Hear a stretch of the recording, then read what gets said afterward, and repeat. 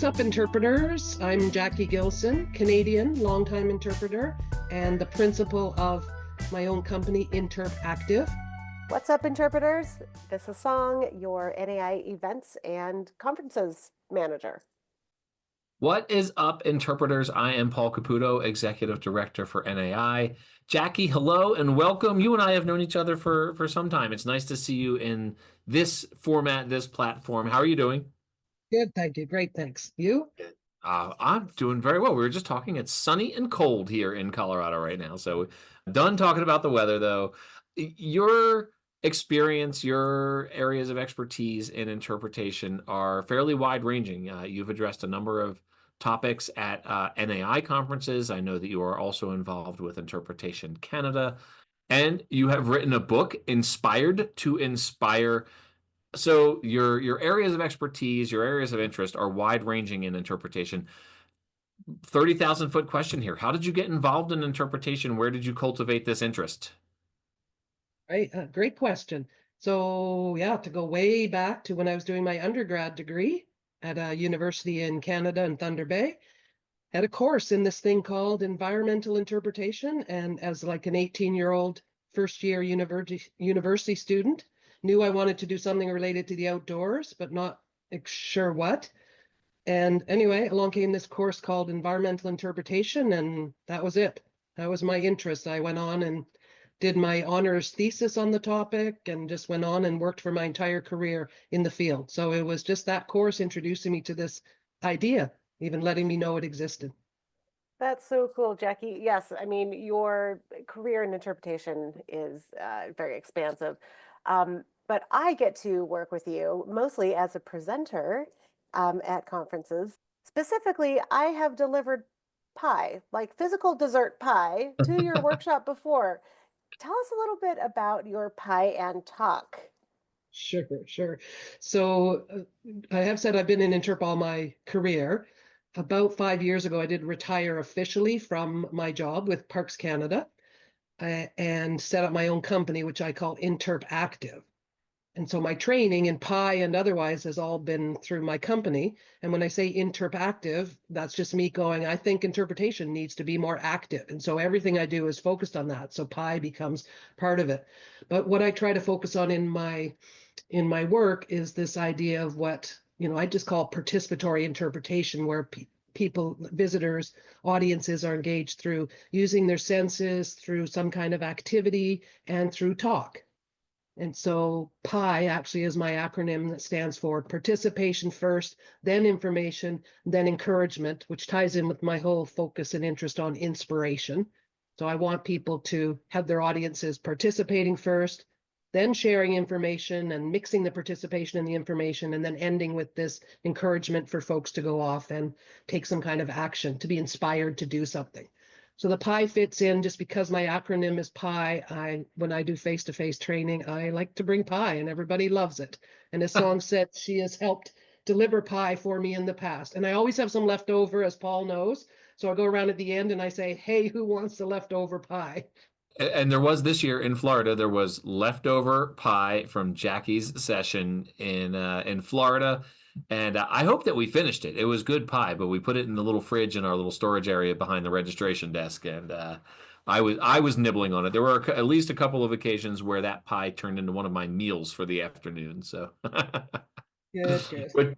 which is not that unusual for us.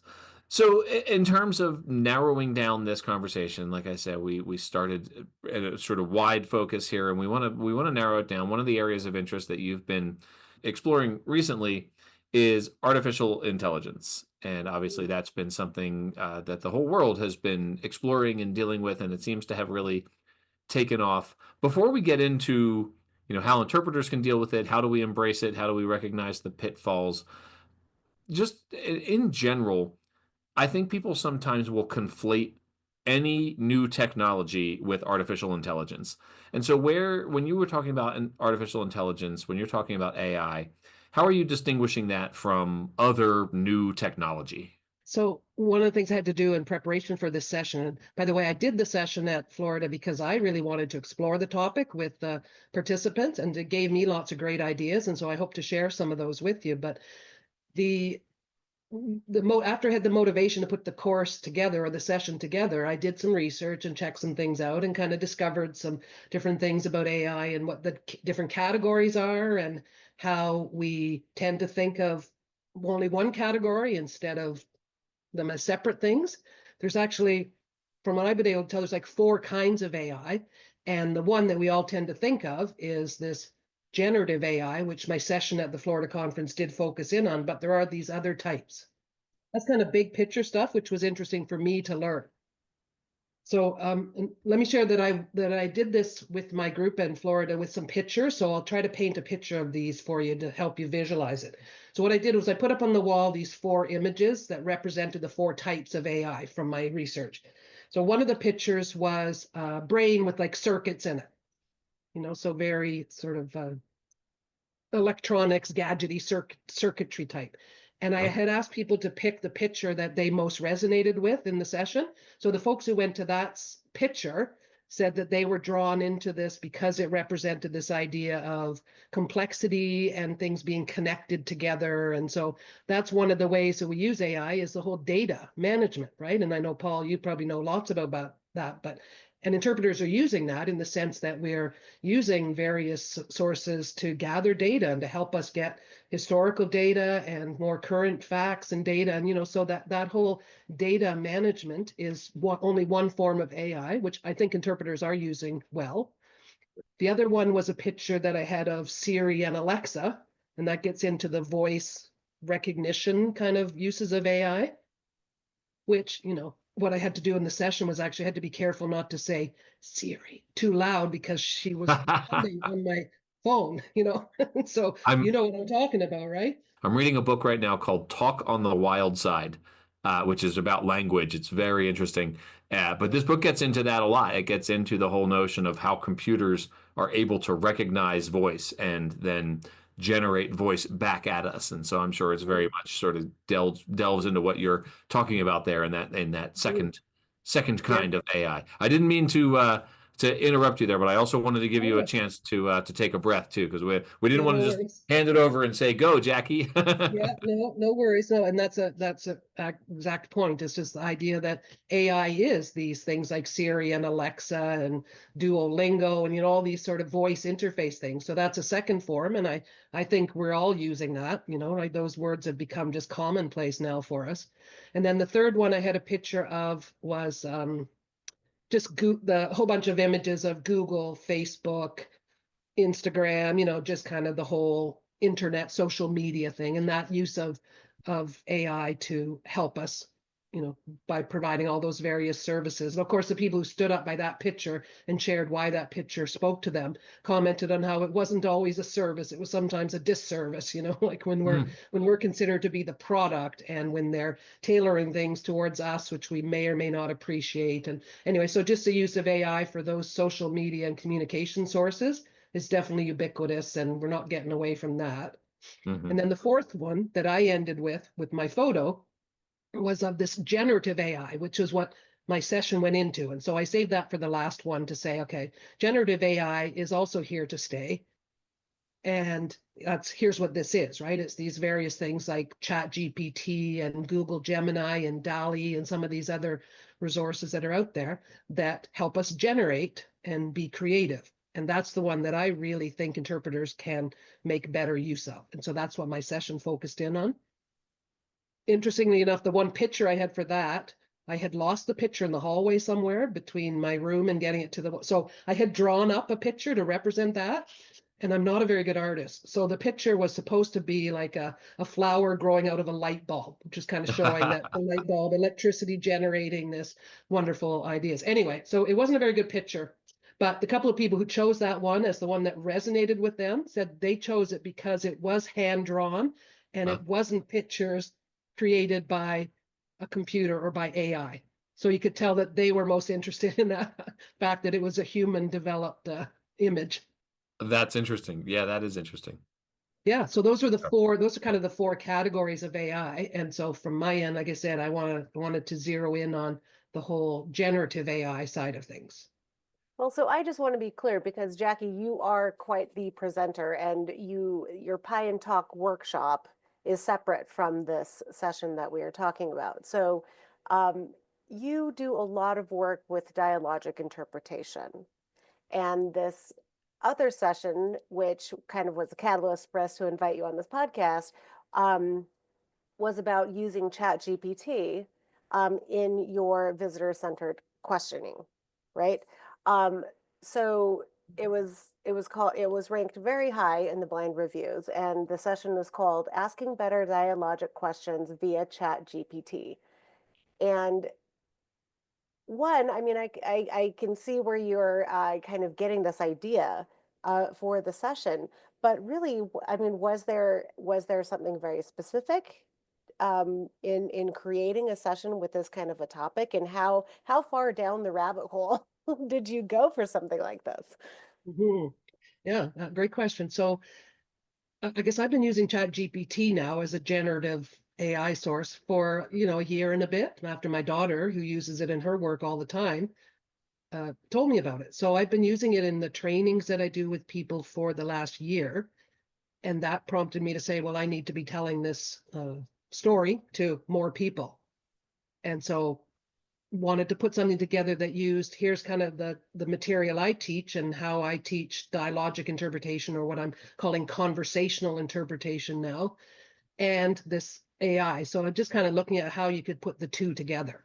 I think the crux of this for me anyway, and I think the most fascinating way to look at this is I think there's a sort of immediate revulsion almost to the notion of AI, right? Like you mention AI and people are very likely, oh, gross, like, and I think there are opportunities to use it, and it's not just what we picture it, right? Like we're not just asking robots to do our work for us. There are, ways to use this as a tool. So understanding that, this is a huge question and could probably take, hours, days, weeks to answer thoroughly from a surface level, where is the line between the opportunities that generative AI offers and the pitfalls that we want to avoid? So I guess when I think about the positives and the negatives of it, right? And I think I'm super excited about it. That's why I want to do the course. And I'm trying to encourage other people to look at it, like you said, as an opportunity. So I think with anything, there's always going to be your pros and your cons. And one of the questions I asked people on the survey before the conference there was, were they using AI, and what do they think of it? And so I had, all kinds of responses, including people saying that, they use it for a research assistant, they use it for grant writing, they use it as a jumping off point. It helps them keep their theme focused. It helps them come up with themes. It kickstarts an idea. It gives them a base, instead of, so lots of people were giving those positive comments, which fit with kind of my view of AI, especially in interp. But then there are also people who were very clearly on the not so sure about it. In fact, some people said, well, they're not even allowed to use it at work, So for them, that was a whole issue, of course. And I'm beyond that because, I'm using it. So for some, there's that hurdle of I'm told I can't use it. So there's bigger issues there. But, then there's, for the most part, people were saying, well, they thought it had potential and that they do already use it. Some of the negative things that I've heard and come across are the things like, people concerned that it'll overtake human creativity and will no longer be creative as humans. And one of the images I had that a lot of people voted on in my photos in the session was the picture of a gigantic robot standing up over top of someone's working at the desk saying, "You've got my job." So there's certainly that notion of AI might be taking over our jobs, and it might take too long to get to learn. And, I look at both those as well. Jobs are always changing, so I'm not that worried about them taking over our jobs. I think that's just, we're always in a constant state of flux as far as our careers and our jobs and the work that we do. But, another point people have raised is that it can take a long time to learn. Well, I don't think so, not compared to anything else. And, how many new apps and programs do we all use now compared to 5-10 years ago? And we learned how to use those apps and we learned how to use the techniques, and ChatGPT is just one of those that I have found extremely easy to use. And then some people have said, well, I tried to use it for something and it just didn't work. And it's like, yeah, so recognize that, you have to put in you have to give it enough direction. And that was really fun for me to play around with it and practice putting in questions that I want ChatGPT to answer and going, well, wait a minute, that's not right. And then having to go back in and readdress how I would pose my questions to get better results from it. So that's all part of the learning curve, I think. I think that that's a really important one, right? Because I think, some of the sort of negative reaction to AI is almost this sort of like this purist, no, I'm going to write it myself. Like this is art and this is creativity and it's coming from me. I think what you sometimes don't hear though is that it's not perfect, right? Like it's a little bit like using clip art right now, and you have to make sure that you're checking your facts and not letting it do all the work for you because yeah, Mhm. it gets stuff wrong. I used it recently to look up the origin as a test, just to see. I was just sort of playing around with it. And I used it to look up the origin of a minor league baseball team name. And that team name has two parts, Iron and Birds. It's the Aberdeen Ironbirds in Maryland. And it got both of them completely wrong. It was completely wrong on both reasons as to why it was called the Ironbirds. So to me, that a pitfall is not so much like, oh, well, I'm just going to do it myself because I have that human creativity and I'm not going to let the Skynet robot do it for me. But part of it too is like, interpreters were responsible for the authenticity of what we're presenting, and we have to check the work of something that's been handed to us. So Yes, that's just exactly. another pitfall that I was thinking of as you were speaking. And again, I believe in generative AI as a tool. But I think we need to use it that way. We need to control it rather than letting it do the Yeah. work for us. Yeah, it's exactly. We can't rely on it to do everything. We have to take what we get and tailor it. To tie on into your note, Paul, like one of the things it does is it's not all that emotional. And Mm. when I'm looking at trying to use Chat GPT to help interpreters come up with questions that they could have their audiences discuss in a somewhat conversational interpretive experience, when you ask ChatGPT to give you some potential questions you can ask your audience, it's great. It comes up with wonderful questions, but they tend to be a little on the logical, non-emotional side. And so if you want to add in a little bit of the personal element, then yeah, you have to tweak them. And so again, you don't just go with exactly what you're given, but you take it and you work with it and you double check if it's facts and or you modify the questions and come up with what's going to best work for you. So, Jackie, what your participants were, participants left with ways to make question asking easier using ChatGPT or creating themes. So, can you just touch a little bit and give us uh, just kind of the cheat sheet at the end? Like, give us Mhm. some tips on how to better ask questions using ChatGPT. Sure. Yeah. So as a song mentioned with my group, I came up with kind of a template that I had them use actually, which helped guide them through the exercise. And we only had so much time, but I'm certainly willing to make that template available to people. But really what it is from my end is being clear what you're asking for. So I was saying to my interpreters in that session, we want to ask people questions that fit into either the small talk, the activity talk, or the deep talk types, right? Which just means you're starting with easy questions that are personal. You're building up to questions that have your participants being active with an activity of some kind, and then you're building up to your deeper talk, whatever your subject is. So you want to ask ChatGPT to help you with questions for each of those three types because they're going to be different types of questions. So I had folks look at all three types of those questions and say, well, what do I want to ask ChatGPT? And then look at what ChatGPT comes up with. And it always comes up with like 8 or 10 or 12 potential questions. And then you go through and you say, well, which are the ones that actually would work for me? Here's my example. So I came up with a topic that I said was just randomly trees and climate change. And my theme written as a question was, what are some ways we could help trees with climate related stresses? So you say you're doing an interp program and you want to go out with people and look at trees, but you also want to talk about climate and its impact on trees. So I said to ChatGPT for my small talk introductory questions, I gave it this info. I said, I'm a heritage interpreter working for the parks, leading a guided walk for my visitors on the topic of trees and climate change. What kinds of questions could I ask my visitors to discuss right at the beginning to help them feel at ease and to get them to start thinking about how trees are impacted by climate change? So that's what I gave to ChatGPT as far as its direction. I tried to include the context. And then it came up with like 8 or 10 questions, as I said, and it always puts its questions into little categories, which as a logical linear person, I love. If you don't like that, you can just ignore the categories. Anyway, and so, I'd choose from that. I'd say, okay, well, here's a couple that I might want to use. You might say, what changes have you noticed in the trees or plants in your own neighborhood over the years? So that's one ChatGPT suggested. So I go, okay, so maybe that works for my walk. Maybe it doesn't. Another one, it said, or what are some things you enjoy about being around trees or forest? So again, it was just, something I could come up with on my own, but I love that ChatGPT comes up with them in like 3 seconds without anybody around to help me brainstorm. It's a nice, easy way to come up with some ideas. So then I go through and I say, so now for my activity talk phase, and I give ChatGPT my question, look through its responses for possible questions. And then in my session, what I had folks do is do that, put them into ChatGPT, see what ChatGPT came up with, and then test the questions asking each other in the crowd, and then go, okay, well, what worked or what didn't? What might I want to modify, and how might I want to ask the question a different time? That's kind of how I see it working and being really valuable for dialogic or conversational based interpretation. Because the hardest part, people always tell me in my trainings, is coming up with the questions.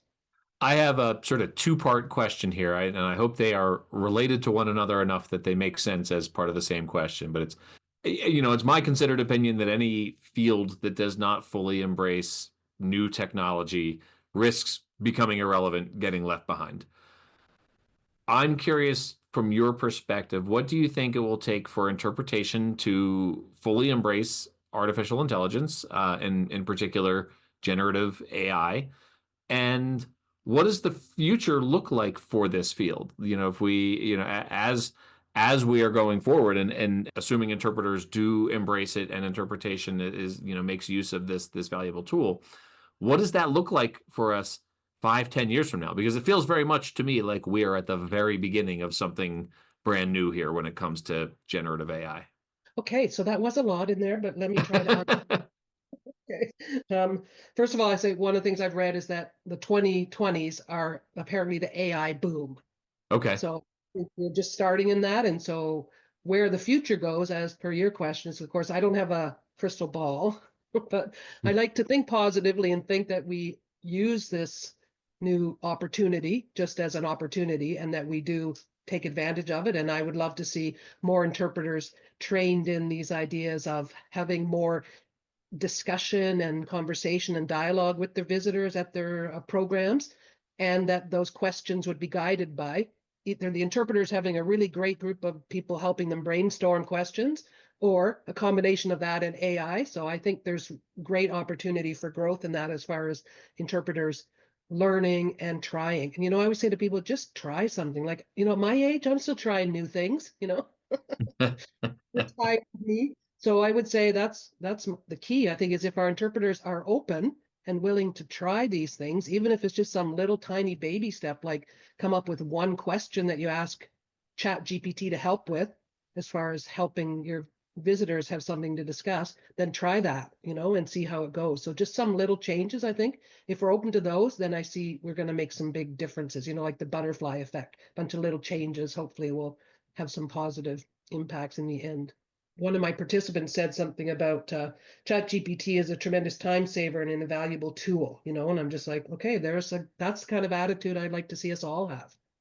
Well, I know there's probably a lot of like naysayers and doomsayers when it comes to AI, but I think one of the ways we know that, the worst possible scenario is not coming true is that Skynet has not sent back any robots to try to murder any of the creators of artificial intelligence. So I think that is a pretty good sign that we're probably in pretty good shape. Paul, Agreed. you just can't help yourself. Jackie, are there any final thoughts you would like to give our listeners on the use of ChatGPT and AI and interpretation? Yeah. So, and actually just thought of something to tie in with what Paul just asked, which is this idea of what do interpreters need? So Mm. one of the respondents to the feedback that Song shared with me says that someone said, despite the growing demand for integrating AI into our work, no one's actually offered any training or resources about where to start. Mm. So that would be part of my overall conclusion, is to say that I think we just need people to be more aware of really what generative AI is compared to the other types of AI, and to find out more about it and just to test it. Like whenever I've had people get onto ChatGPT and just try it, they're always like, oh, I didn't know it could do this. And so it's just a matter of playing with it. It's a resource we have. So my tips or final thoughts are just to say to people, just get on ChatGPT or one of the other generative AIs, whatever one you choose, and test it out and use it for various things in Interp just to see. And I think we'll all be amazed, it's just using it and learning. And of course, I'm going to push for using it to help us ask our visitors better questions to better engage them in our Interp sessions too. Well, I just asked ChatGPT to help me close out this podcast with Jacquie Gilson, and it wrote, "Thank you for joining us on the podcast to share your expertise on using ChatGPT in heritage interpretive work.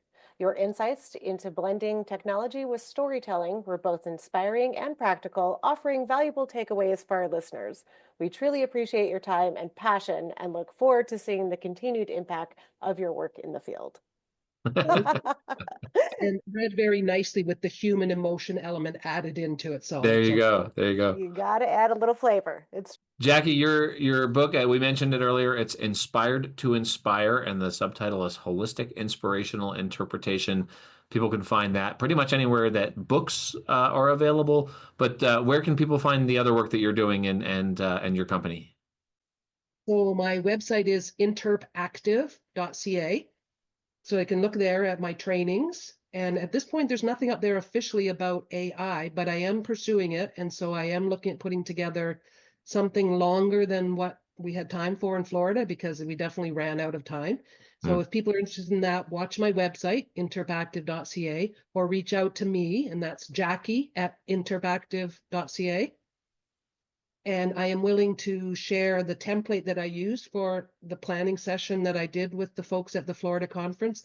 It's just a chart, but it just helps you focus in on what you need to do to be fairly thorough at what you're asking ChatGPT and what you're doing with the results. So I'm happy to share that with folks if they want to fire me an email as well. So stay tuned for more on this whole topic of AI from me, because I will be looking at more workshops on it. Well, it's a field that is going to be developing rapidly, and so I know there's going to be a lot of changes to discuss over time. Jacquie, thank you so much. This has been really fascinating, and it's such an important conversation for us all to have. We will certainly have you back to talk about this again on What's Up Interpreters. So thanks so much. We appreciate having you on. Thank you. Thanks, Song. Thanks, Paul. and interpreters. That's what's up. What's up?